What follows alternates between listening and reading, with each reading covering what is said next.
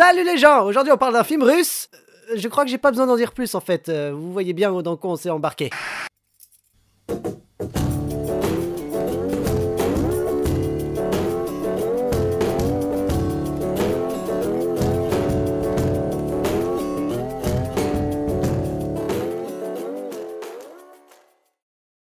Stalker.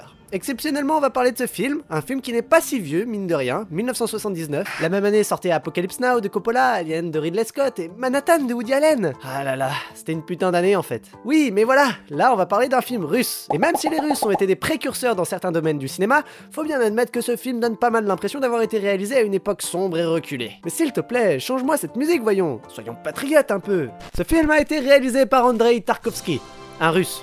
Donc, bon, on va essayer d'éviter les blagues douteuses sur les russes, et ce, même si les noms de famille russes me font toujours penser à des marques de vodka. Tarkovsky est né en 1932 dans une famille d'artistes. Pendant sa jeunesse, il étudie la peinture, la musique et même l'arabe. À l'âge de 28 ans, il réalise son premier court-métrage intitulé Les Tueurs, ainsi qu'un film de fin d'études, Le rouleau compresseur et Le violon. Une magnifique histoire d'amour avec de l'action et une grosse scène de course-poursuite entre le rouleau compresseur et le violon, joué par André Rieu. Et si vous venez de prendre au sérieux ce que je viens de dire, c'est que vous êtes con. 2 ans plus tard, il réalise son premier long métrage, L'enfance d'Ivan, avec lequel il remporte le Lion d'Or de la Mostra de Venise. Bref, Tarkovsky c'est un petit génie du cinéma. Il va réaliser 3 autres longs métrages avant Stalker en 1979. Ce film est l'adaptation du roman intitulé lui aussi Stalker, ou parfois Pique-nique au bord du chemin, écrit par Arkady et Boris Strugatsky. Bah ça s'écrit comme ça. Le film prend cependant pas mal de liberté et surtout reste beaucoup plus évasif sur certains détails de l'histoire. Mais on en reparlera dans un instant. Pourquoi vous voulez pas voir ce film? Hein? Pourquoi? Pourquoi? C'est russe! Pourquoi vous voulez pas le voir? Hey, ta gueule déjà? Et d'après ce qu'on m'a dit, c'est long et très chiant. Bah, c'est très lent, oui. Est-ce que c'est chiant? Oui, aussi. Mais c'est pas si mal. Spoiler alert. Ça va peut-être aller maintenant, tu veux quoi? Tu veux une rubrique pour toi tout seul? Juste un peu de considération suffirait. Eh bah, sache que je considère ton travail. Merci. Il y a bien longtemps, quelque chose d'inhabituel s'est passé dans une région de la Russie, laissant derrière elle cette dernière totalement désolée, appelée la Zone. Elle fut mise en quarantaine et les forces de la nature y reprirent leurs droits. Mais voilà, il s'avère qu'un lieu au pouvoir très particulier est apparu au beau milieu de cette zone. Surnommée la Chambre, elle peut réaliser tous les désirs de ceux qui l'atteignent. Ainsi s'est organisée une sorte de communauté, celle des stalkers. Ces personnes gagnent leur vie en guidant les individus désirant se rendre dans la Chambre.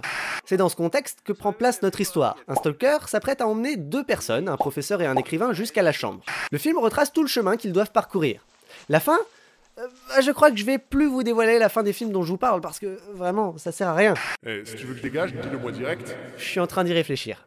Stalker est un film long, c'est un film lent, c'est un film chiant, mais putain qu'est-ce que c'est bon. J'ai envie d'être très clair là-dessus. Vous allez vous faire chier devant ce film. Mais si vous êtes réceptif, alors là les 2h45, vous allez pas les sentir passer. Putain, 2h45. Oui. Stalker, c'est pas un film qui se regarde, c'est un film qui se ressent, qui se vit. C'est dingue à quel point un film peut vous transcender. Si vous avez vu et que vous avez aimé des films comme ceux de David Lynch ou bien plus récemment le Under the Skin de Jonathan Glazer, bah coupez cette vidéo maintenant et foncez voir Stalker sans plus attendre.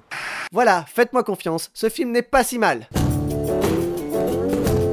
Wow, ça va, on peut déconner. Mais qu'est-ce que tu fous toi? Quoi, c'est pas fini? T'avais dit que c'était fini? Allez, soyons sérieux un instant. Stalker est un film qui marque dès ses premières secondes par sa photographie. Tout comme Le Magicien d'Oz, il commence en une sorte de noir et blanc, ou plutôt un sépia tout dégueulasse et extrêmement contrasté. Nos héros se situent encore dans la Russie industrielle, celle de l'Union soviétique de la guerre froide. Et là, pour le coup, froid, c'est peu dire. Ce qui est super intéressant, c'est que dès lors que les protagonistes arrivent dans la zone, ça y est, le film devient un film couleur, avec une image très lumineuse. Et là... ça aère l'esprit.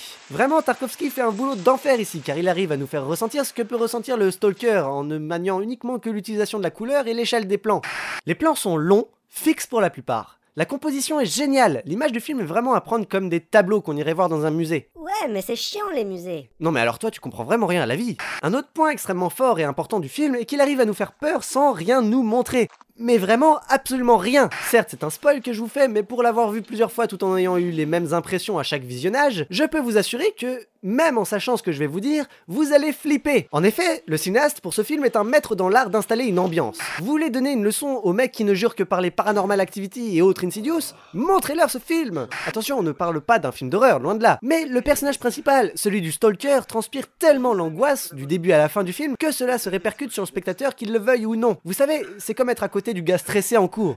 T'y peux rien, t'as juste envie de lui foutre une mandale dans sa gueule pour qu'il se détende un peu. Tout au long de leur périple, nos héros doivent parcourir leur chemin, sachant qu'ils peuvent mourir d'un instant à l'autre. Et même s'il ne se passe rien, la durée et la tension entre chaque pas de chaque personnage, oui, chaque pas, peut rendre fou le spectateur. Putain, mais comment tu veux me donner envie de regarder un film si t'es le premier à me dire que c'est super lent? Tu sais, aujourd'hui on ne sait vraiment plus faire de longs films.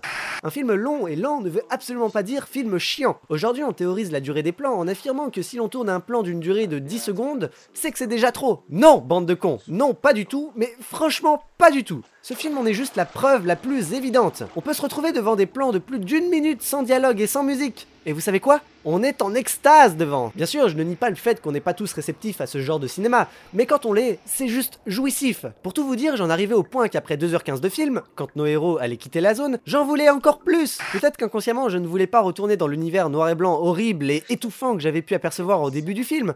Quoi qu'il en soit, je ne voulais pas que le film s'arrête là, je voulais rester encore dans la zone. Coup de génie de Tarkovsky, puisque c'est exactement l'état d'esprit de son personnage principal. Ce n'est donc pas parce qu'on fait de longs plans qu'on fait un film chiant. Là, faut voir avec le talent du réalisateur. Prenez par exemple Elephant de Gus Van Sant, film sur la fusillade de Columbine. Durant les 5/6 du film, on a une suite de plans séquences de la vie des différents lycéens dans l'établissement. Il ne se passe vraiment rien de spécial. Et pourtant, durant les toutes dernières minutes du film, la fusillade commence et nous laisse en plan sur le générique de fin aussi vite qu'elle a débuté. Et nous, on se retrouve scotché par ce qu'on vient de voir, à la fois horrifié et fasciné. C'est du pur génie. Pour en revenir à Stalker, ce film est une œuvre extrêmement philosophique. Et les questions très terre à terre que l'on pourrait légitimement se poser, comme qu'est-ce qui s'est passé ici? C'est quoi cette chambre magique? Pourquoi les gens ont tellement peur de la zone? Ces questions n'ont pas lieu d'être dans le récit. Encore une fois, on n'est pas là pour faire un film de science-fiction qui expliquerait tout sur tout. Ainsi, je vous disais plutôt que le film était l'adaptation assez libre du livre du même titre. Et la manière qu'a eu le cinéaste de passer sous silence de nombreux détails du livre témoigne là d'un génie d'adaptation. J'en avais parlé dans d'autres épisodes, et je vais le redire ici. Ce qui fait la qualité d'une adaptation n'est pas sa manière de coller avec le récit d'origine, mais plutôt sa manière de prendre du recul et des libertés par rapport à celui-ci. Car cinéma et œuvre littéraire sont deux médias différents, et par conséquent ont des langages différents. Pour Stalker le film, ce que l'on veut, c'est être là, durant le moment présent, et réfléchir sur le sens de la vie et sur la direction vers laquelle nous allons en tant qu'être pensant. On s'en fout de savoir le pourquoi du comment. Bon oui, certains dialogues sont pas mal what the fuck, mais l'extase, mes amis, l'extase! Если для меня это мука, болезненное, постыдное занятие, что-то вроде выдавливания геморроя. Mais oui, c'est clair! Mais oui, c'est clair!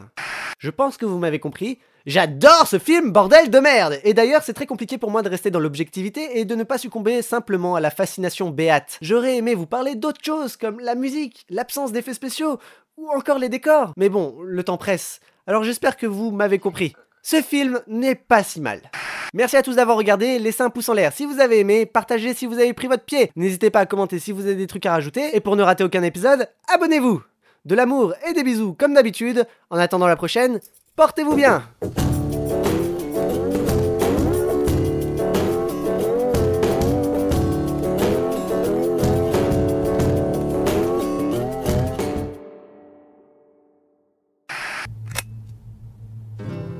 A candy-colored clown they call the Sandman tiptoes to my room every night just to sprinkle stardust and to whisper, go to sleep, everything is all right.